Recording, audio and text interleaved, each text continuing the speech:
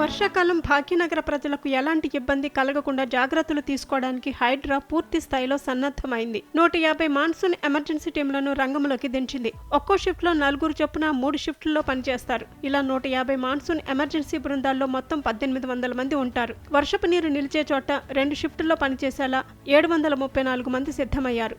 వీరికి తోడు హైడ్రా డిఆర్ఎఫ్ 51 బృందాలు వర్షాకాలం పనుల్లో నిమగ్నమయ్యాయి. ఒక్కో టీంలో 18 మంది ఉంటారు. ఇలా డిఆర్ఎఫ్ సిబ్బంది 918 మంది సేవలు అందిస్తారు. వీరు ఒక్కో షిఫ్ట్ లో 6 చొప్పున పనిచేస్తారు. వీరికి తోడు ఎమర్జెన్సీ బైకు బృందాలు 21 ఉన్నాయి. ఒక్కో బైకు పైన 2 చొప్పున మొత్తం 42 మంది పనిచేస్తారు. 30 సర్కిళ్లలో పనులను పర్యవేక్షించేందుకు హైడ్రాకు చెందిన మార్షల్స్ 30 మంది ఉంటారు. ట్రాఫిక్ పోలీసులతో కలిసి పనిచేసేందుకు 2 షిఫ్టుల్లో కలిపి 200 మందితో 20 బృందాలు చెట్టు కొమ్మలు చెత్తను ఎత్తుకెళ్లేందుకు వీలుగా ఒక్కో షిఫ్ట్ లో 3 చొప్పున ఉండేలా 240 మంది అందుబాటులో ఉంటారు. ఇలా అధికారులతో కలిసి వర్షాకాలంలో ప్రజలకు ఇబ్బంది కలగకుండా చూసేందుకు మొత్తం 4101 మంది సేవలు అందిస్తారు. వర్షం ఎప్పుడు వస్తుందో ఎంత మొత్తంలో పడుతుందో అంచనా వేయలేని పరిస్థితుల్లో మాన్సూన్ ఎమర్జెన్సీ టీంలు 24 గంటలు అప్రమత్తంగా ఉండాలని హైడ్రా కమిషనర్ ఏవి రంగనాథ్ సూచించారు. ప్రజలకు ఎలాంటి ఇబ్బంది కలగకుండా చూడాల్సిన బాధ్యత వారిపై ఉందన్నారు. వర్షానికి ముందే రహదారుల్లో నీరు వెళ్లేందుకు ఆటంకాలు లేకుండా చూడాలన్నారు.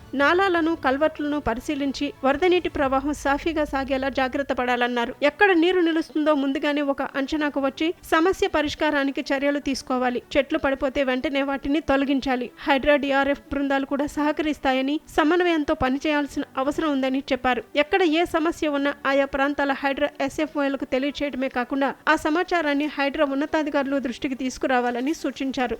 వరద నీరు నిలిచిన వెంటనే తోడేందుకు నీటి పంపులు, చెట్లు పడిపోతే తొలగించడానికి కటింగ్ మెషిన్లు, చెత్తను తొలగించడానికి అవసరమైన పరికరాలు, వాహనాలన్నీ 150 స్టాటిక్ బృందాలతో పాటు 51 డిఆర్ఎఫ్ బృందాలకు అప్పగించారు. వర్షాకాలంలో పనిచేసే ఈ బృందాలన్నింటికీ ఒకరోజు శిక్షణా కార్యక్రమాన్ని నిర్వహించి సేవల తీరును వివరించారు. ఈ బృందాలన్నీ ఆయా డివిజన్స్ లో ఉండి సేవలందిస్తాయి. ట్రాఫిక్ సాఫీగా సాగేలా ట్రాఫిక్ పోలీసులతో 20 బృందాలు పనిచేస్తాయి.